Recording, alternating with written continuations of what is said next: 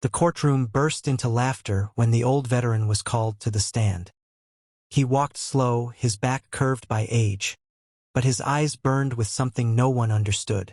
And when the judge called him a coward for walking away from a mission, he leaned in, whispered just one word, a call sign. Everything stopped. The guards froze, and the judge went pale. It wasn't supposed to be a big trial, just a hearing over a declassified military report. The courtroom was packed, mostly young officers, a few reporters. Then he walked in, an old man in worn boots, wearing a faded bomber jacket with a nameless patch on the shoulder. He sat quietly until the judge pointed at him. "You were the commanding officer on Falcon Flight 7. You abandoned the mission. That makes you a coward." The word hung in the air. The room snickered.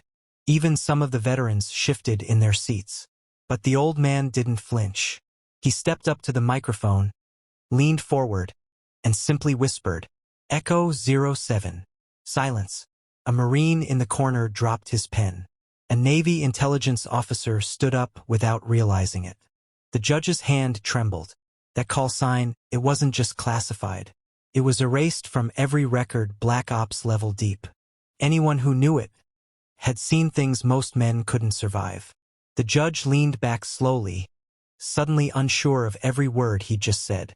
Suddenly, no one cared about the trial anymore. A younger officer asked him, "Sir, were you really in Operation Iron Gate?" He nodded once. A gasp ran through the room. Iron Gate was the kind of mission that wasn't supposed to exist. An airborne rescue deep behind enemy lines, with only 4 aircraft and 0 chance of success. But somehow they got the hostages out. Every man on that mission had vanished after. Until now. He didn't boast. He didn't explain. He just said, "I walked away from that mission after I made sure everyone else walked home." The judge looked down at his gavel, then up at the man he had just insulted. "I didn't know," he whispered. "No one was supposed to," the veteran replied. Then the judge stood. "This court owes you more than an apology," he said.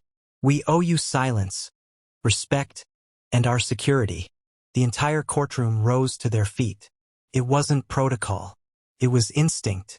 For the first time that day, the old veteran allowed a small nod, not of pride but of peace. As the crowd filed out, a young woman in uniform stopped the veteran at the door. "Sir, my father was one of the hostages from Iron Gate. I never knew who got him out." "Thank you." The old man didn't reply right away. He simply looked her in the eye and said, "Just wear the patch with pride. That's all the thanks I need." And then he walked away, slowly disappearing into the hallway light, the court behind him still stunned. The laughter never returned, but the silence, that stayed long after he was gone.